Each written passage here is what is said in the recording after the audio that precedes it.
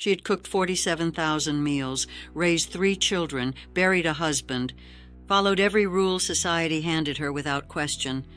Then, on the morning of her 71st birthday, she looked in the mirror and said 4 words that changed everything.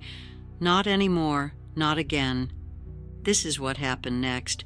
Margaret spent 71 years being useful to everyone except herself, not because she was weak, not because she lacked intelligence, but because she was born in 1953 into a world that handed women a very specific script and punished those who went off page. At 18, she was told college was more practical for her brother. At 22, she married, not unhappily, but on a timeline society set, not one she chose. For the next 5 decades, nearly every significant decision she made passed through someone else's approval first. Where the family would live, how money would be spent, whether her opinion was worth voicing in a room full of louder people. She wasn't alone in this. Research published in the Journal of Women and Aging found that 68% of women over 65 report spending the majority of their adult lives seeking external validation before acting. Not occasionally, habitually, structurally. Scientists call this pattern chronic self-deferral, a lifelong erosion of personal agency built not from one dramatic moment, but from 10,000 small surrenders. Each one reasonable in isolation, devastating in accumulation. Margaret had accumulated 71 years of them. The crack didn't come from a crisis. It came from a 9-year-old. Her granddaughter, sitting at this very kitchen table, looked up from her drawing and asked a question so simple it should have been easy. "Grandma, what do you like to do?" Margaret paused. She would later tell her doctor that the pause lasted nearly 40 seconds, not because she was distracted, because she genuinely did not know the answer. Think about that. 71 years of living, and a child's innocent question exposed a silence at the center of it all. That silence frightened her more than any diagnosis she'd ever received, more than any loss. She laughed it off that afternoon. But she didn't sleep that night. A few weeks later, during a routine physical, her doctor, a woman in her 50s, asked a question Margaret had never been asked in a medical setting. "What are your goals for this next chapter of your life?" Margaret cried. Not from sadness, from shock.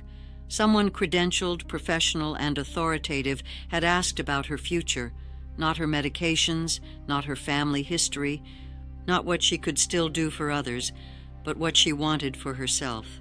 This moment is documented widely in qualitative research.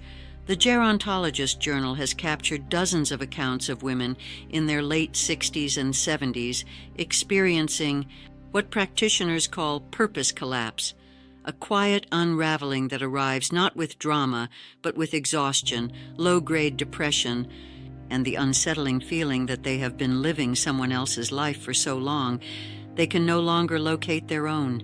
Then she found the list.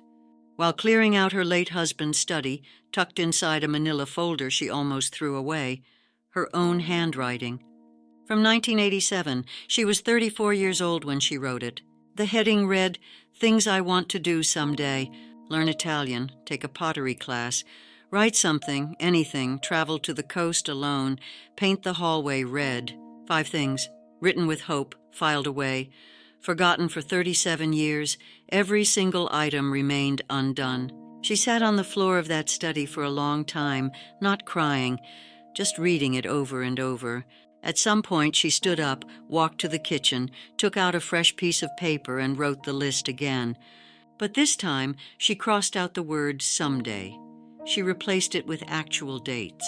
The decision wasn't dramatic. It was a Tuesday, but it was irreversible. The first test came 3 days later. Her son called. He needed her to babysit Friday and Saturday, as she had without complaint for 4 years running.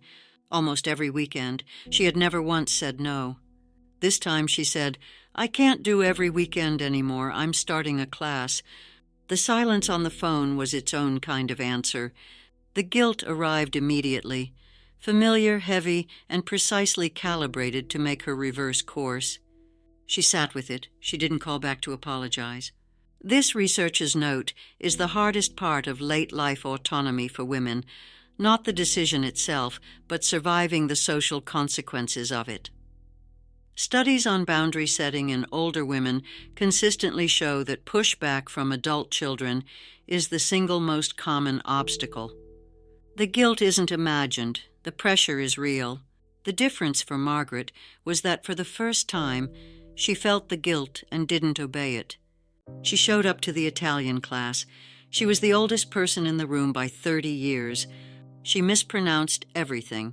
The instructor gently corrected her 4 times in the first session. She came back the following week, and the week after that. Research from the Stanford Center on Longevity shows that acquiring a new language after age 65 doesn't just build vocabulary.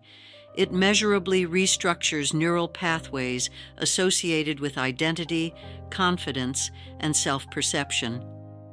The brain, confronted with newness, begins to reframe what it believes is still possible. Margaret wasn't just learning Italian. Biologically, she was rebuilding her sense of self. She painted the hallway red. Her daughter called it a bit much. A neighbor raised an eyebrow. She did not repaint it. Then she took the trip, alone, by train, to the coast she had written about at 34 and never visited. She sat at a cafe table set for 2, ordered slowly.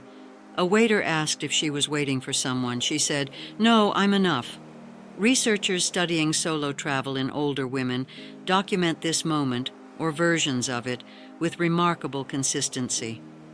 The first meal alone in public, without apology, without a book used as social armor, without the performance of being fine, just being present, just being sufficient. They call it autonomous presence.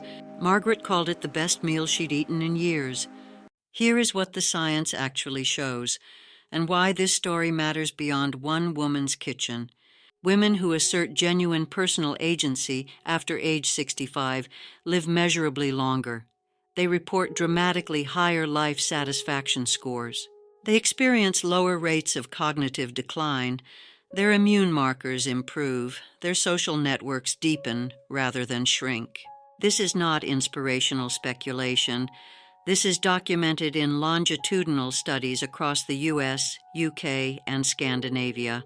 And right now, the largest wave of women in history, the silent generation and early baby boomers, are undergoing what researchers are calling late-life identity reconstruction. After decades of raising families, supporting careers not their own, absorbing and accommodating and deferring, they are, in their 70s, asking the question that was never considered appropriate before. What do I actually want? It is not a midlife crisis. It is not confusion. It is, researchers argue, one of the most psychologically sophisticated transitions a human being can make. And it is happening largely unseen in quiet kitchens and language classrooms and freshly painted hallways across the world. Margaret wrote a letter, not for therapy, not for a journal, for her granddaughter, the same child who had asked the question that started everything.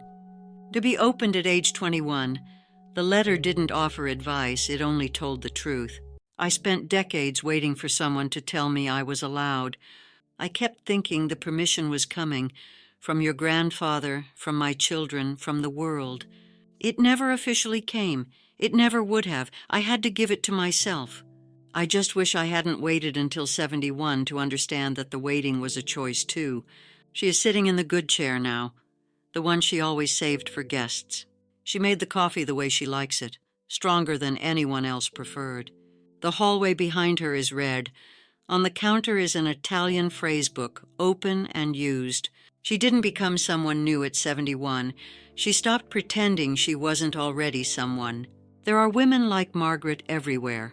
They are not on magazine covers. They are not the subject of most films or research grants or cultural conversations.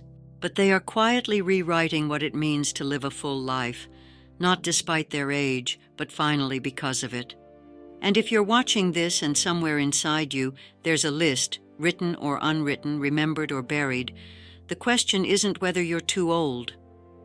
The question is whether you'll keep waiting for a permission that was always yours to give.